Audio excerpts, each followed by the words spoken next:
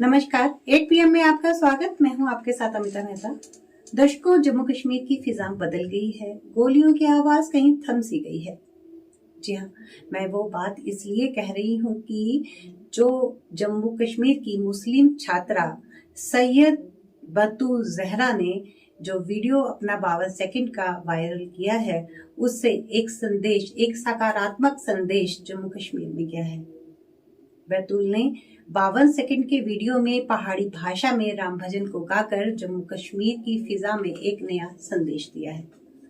हालांकि हम अक्सर देखते रहे हैं कि आतंकवादियों द्वारा कश्मीर की जो स्थिति है उसके ऊपर बहुत से कटाक्ष किए हैं, क्योंकि जो कश्मीर की फिजा है उसको आतंकियों द्वारा पोषित किया जा रहा है और पाक समर्थक इसमें अपना पूरा योगदान दे रहे हैं। पर इस चीज को कहीं भी हावी नहीं होने दिया जाएगा, क्योंकि हमारे जो उपराज्यपाल हैं मनोज सिन्हा, उन्होंने भी कहा है कि कश्मीर में अब गोलियों की आवाज नहीं है, गोलियों का शोर नहीं है, बल्कि प्रगति का शोर है। वहां की जो फिजा है वो बदली सी नजर आ रही है। जल्द ही जो ये कार्रवाई है, जो आतंकियों के प्रति जो कार्रवाई है, उसको जल्द ही अंजाम दिया जाएगा। धारा 370 के बाद वैसे ही बहुत से कदम जो सरकार द्वारा उठाए गए हैं। वहीं हाल ही में एक उच्च स्तरीय बैठक का आयोजन किया गया, जिसमें जो हमारे गृह मंत्री हैं अमित शाह, खुफिया एजेंसियों के अधिकारी और राष्ट्रीय सलाहकार अजीत डोभाल इसमें शामिल हुए और एक समीक्षा की गई कि पीर पंचाल की पहाड़ियों के दोनों तरफ से आतंकवादियों के खात्मे की कार्रवाई को अंजाम दिया जाए।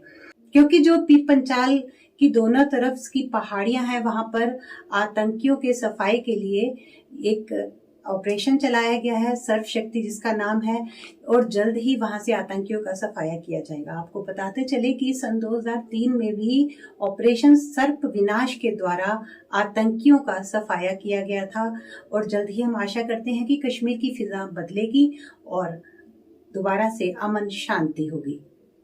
तो आइए नजर डालते हैं आज के समाचारों पर।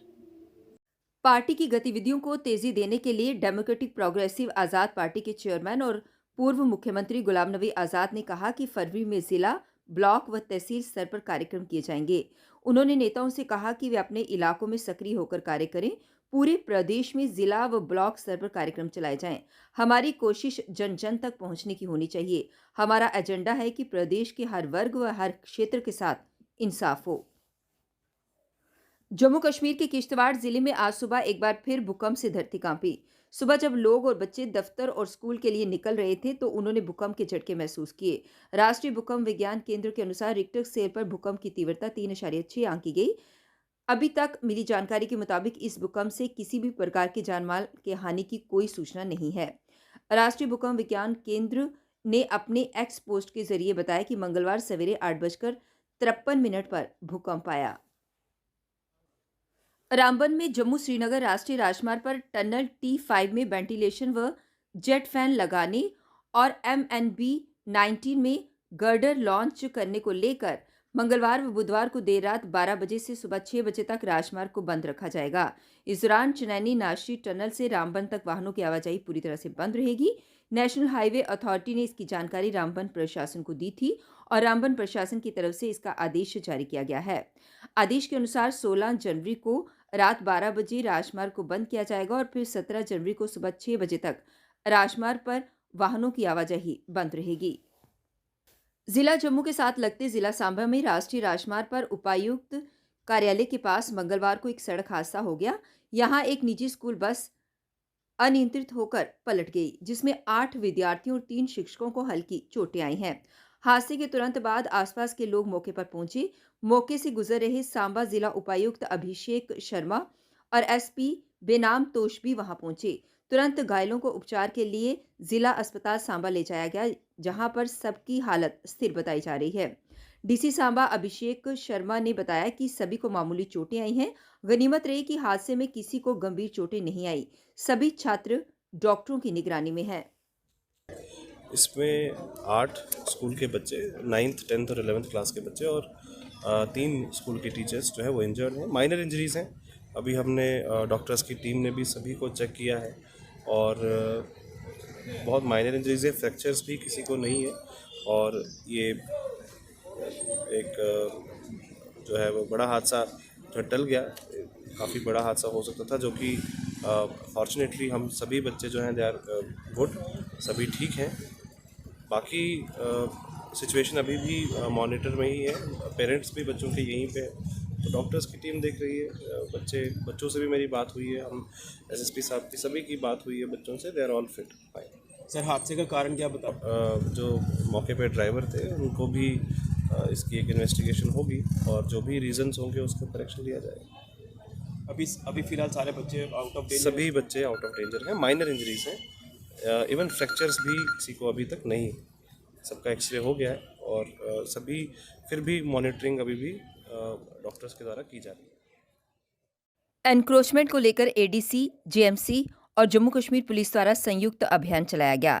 दुकानदारों द्वारा दुकान के बाहर जो सामान लगाया गया था उन लोगों को चेतावनी देते हुए कहा गया कि जो बाहर सामान लगाया है उसे शाम तक उठा दिया जाए, ताकि सड़क पर चलने वाले लोगों को दिक्कत का सामना नहीं करना पड़े।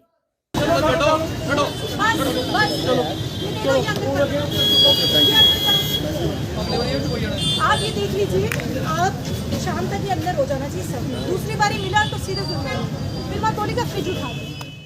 आज सुबह गुज्जरनगर पुल से थोड़ी ही दूरी पर स्कूटी और कार के बीच टक्कर हुई और अक्सर ट्रैफिक पुलिस द्वारा, ट्रैफिक विभाग द्वारा और चैनल्स के माध्यम से भी ये कहा जाता है कि गाड़ी को धीमी गति में चलाएं और जितना हो सके गाड़ी को कंट्रोल में रखकर चलाएं, और ताकि इस तरह के हादसे पेश ना आए। तो चलिए आपको इसके लिए सीधे तस्वीरें दिखाते हैं पीपी न्यूज़ लाइन के माध्यम से। वहां पर हमारे रिपोर्टर रुपेश राज पहुंच चुके हैं। आइए जानते हैं कि आखिर माजरा क्या है। कि गाड़ी आप जब भी चलाएं धीमी गति से चलाएं, ताकि इस तरह का हादसा ना देखने को मिल रहा है। और ये गाड़ी आगे थी, चाहे स्कूटी पीछे थी, अब क्या पूरा मामला है वो ज़रूर यहाँ से लोगों से पूछेंगे। लेकिन फ़िलहाल अभी तक की ये जो तस्वीरें आप देख रहे हैं कि किस तरह से एक कार और स्कूटी के बीच में टक्कर हुई है। आप लोगों से यही विनती हम करते हैं, हर दिन आपसे यही कहते हैं कि गाड़ी जब भी चलाए धीमी गति से चलाएं, ताकि आप किसी का शिकार ना हो सके और इस तरह का हादसा जो है वो देखने को ना मिले। ये स्कूटी आप देख रहे हैं डैमेज हो चुकी है, काफ़ी खस्ता हालत है स्कूटी की, पूरी डैमेज हो चुकी है आगे से। और आप फिर अंदाज़ा लगा सकते हैं क्या स्कूटी स्पीड में थी या फिर आगे जो कार थी इसने ब्रेक लगा दी। इसकी कोई भी अभी फ़िलहाल पुष्टि नहीं की जा सकती, क्योंकि पुलिस मौके पर है। इससे यही अंदाज़ा फ़िलहाल लगाया जा सकता है कि या तो फिर आगे गाड़ी ने ब्रेक लगा दी या दोनों गाड़ियां जो थी काफ़ी स्पीड में थी। i20 कार है ये। और एक बार फिर आपको नंबर दिखा दे, JK02 CQ 0022। PP news line हमेशा आपको बार बार यही, किस्में जो कुछ लोग थे वो फ़िलहाल आपको बता दें गंभीर हालात है उनकी, वो साइड पर बैठे हुए हैं, जख्मी हुए हैं। अब देखना ही है क्या स्कूटी चालक जख्मी हुआ है या फिर गाड़ी चालक। जम्मू संभाग के जिला पुंछ के उपजिला मेंढर में भारत पाकिस्तान नियंत्रण रेखा के जंगलों में मंगलवार को एक बार फिर आग भड़क उठी। पीओजेके में लगी आग आज तड़के बालाकोट और मेंढर सेक्टर के अग्रिम इलाकों में फैल गई। कई किलोमीटर दूर से इलाकों से उठता धुआं दिखाई दे रहा है। साथ ही घुसपैठ की रोकथाम के लिए बनाई गई बारूदी सुरंगों में भी विस्फोट हो रहे हैं। सेना के जवान और वन विभाग के कर्मचारी आग पर काबू पाने में जुटे हैं। पाकिस्तान को घुसपैठ के लिए लगातार विफलता मिल रही है। सरदल पर तैनात जवान हर बार पाकिस्तान के नापाक मंसूबों को नाकाम बना रहे हैं। ऐसे में अब आतंकी नियंत्रण रेखा पर आग को भड़काकर घुसपैठ की फिराक में है। इसे देखते हुए सुरक्षा बलों ने जिला पुंछ की कृष्णा घाटी समेत आसपास के इलाकों में सर्च ऑपरेशन जारी रखा है। दराटी में बीते शुक्रवार रात को सैन्य वाहन पर आतंकी हमला किया गया था। उग्रवादियों की तलाश में सेना, पुलिस, एसओजी और सीआरपीएफ के सैकड़ों जवान जुटे हुए हैं। अभियान में सुरक्षा बल आधुनिक हथियारों के साथ मेटल डिटेक्टर और खोजी कुत्तों का भी सहयोग ले रहे हैं। शुक्रवार रात सैन्य वाहन पर हमले की घटना कहीं न कहीं सुरक्षा बलों एवं खुफिया एजेंसियों के लिए चिंता का विषय बन गया। इसके पीछे मुख्यतः दो कारण बताए जा रहे हैं। जहां ये घटना पेश आई वहां से रोमियो फोर्स बटालियन का मुख्यालय मात्र 2 किलोमीटर है और मुख्यालय के इतने करीब आतंकियों द्वारा इस प्रकार की घटना को अंजाम देना कहीं न कहीं आतंकियों की बदली हुई रणनीति का संकेत है। दूसरा, आतंकवाद के 30 वर्ष के लंबे दौर में भी कभी आतंकियों ने इस क्षेत्र में अपनी गतिविधियों को अंजाम नहीं दिया था। हालांकि इस क्षेत्र में उस दौर में बड़ी संख्या में आतंकियों के आने जाने की सूचनाएं मिलती थीं।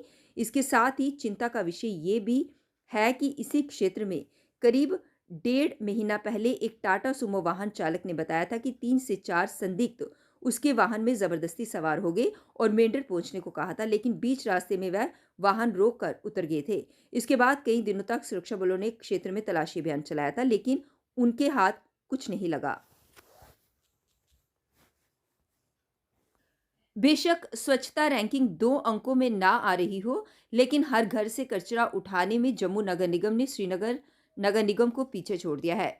जम्मू में 98% घरों से डोर टू डोर कचरा उठाया जाता है। यहाँ सिर्फ 2% घर ही हैं जिनका कचरा खुले स्थानों या नालियों में फेंका जा रहा है। वहीं श्रीनगर में 91% डोर टू डोर कचरा एकत्रित किया गया है। स्वच्छ सर्वेक्षण 2023 के नतीजों में इस बात की तस्दीक हो गई है कि श्रीनगर घरों से कचरा उठाने में जम्मू की तुलना से पीछे है। जम्मू कश्मीर प्रदेश में जम्मू व श्रीनगर शहरों में नगर निगम है। 1 लाख से ज्यादा की आबादी वाले शहरों की श्रेणी में इस बार देश के 446 शहरों में जम्मू नगर निगम की स्वच्छ सर्वेक्षण की रैंकिंग 248 रही। कश्मीर में चिले कलां के 25 दिन बीत चुके हैं। बारिश न होने से झेलम सूखने लगी है। कश्मीर की लाइफलाइन इस नदी का जलस्तर सोमवार को इतिहास में सबसे नीचे के स्तर पर पहुंच गया। अनंतनाग के संगम में नदी वर्तमान में -0.75 फीट और आशम में -0.86 फीट पर बह रही है। इससे पूर्व नवंबर 2017 में भी संगम में इसी तरह के स्तर रहा था, जो कि गिरा हुआ स्तर था, पर सोमवार को ये ऑल टाइम ही नीचे रहा। वहीं कोहरे के कारण 11 फ्लाइटों में देरी व 3 रद्द रहीं। 14 ट्रेनें भी लेट रतीफ रहीं। 1 ट्रेन रद्द करनी पड़ी। सोमवार को जम्मू के दिन का तापमान सामान्य से 7.1 डिग्री नीचे 10.8 डिग्री सेल्सियस के साथ पहलगाम और श्रीनगर से ठंडा रहा, जबकि न्यूनतम पारा 3 डिग्री रहा। कश्मीर के अधिकतम जिलों में रात का तापमान 0 डिग्री से नीचे चल रहा है, लेकिन दिन का पारा सामान्य से 8 से 10 डिग्री ऊपर है। विशेषज्ञों के अनुसार शुष्क मौसम में नदियों का जलस्तर गिरने से पेयजल किल्लत बढ़ेगी। इस मौसम में अमूमन गुलमर्ग स्की रिजॉर्ट बर्फ से जमा रहता है। कश्मीर के अधिकांश मैदानी इलाकों में बर्फबारी नहीं हुई है, तो वहीं घाटी के ऊपरी इलाकों में सामान्य से कम बर्फबारी हुई है। मौसम विज्ञान केंद्र श्रीनगर के अनुसार 16 व 17 जनवरी को कुछ पर्वतीय क्षेत्रों में बर्फबारी हो सकती है। जम्मू में कड़ाके की ठंड से राहत नहीं मिल पाई है। हालांकि दिन में धूप खिली, लेकिन शरीर को कंपा देने वाली ठंड भी जारी रही। बीती रात का तापमान सामान्य से 4 डिग्री गिरकर 3 डिग्री सेल्सियस दर्ज किया गया। उत्तर भारत में कोहरे से ट्रेनों और हवाई उड़ानों में लेट लतीफी जारी है। दर्शकों, 8 PM के आज के अंक में बस इतना ही। कल आपसे फिर से होगी मुलाकात। तब तक के लिए दीजिए इजाजत। नमस्कार।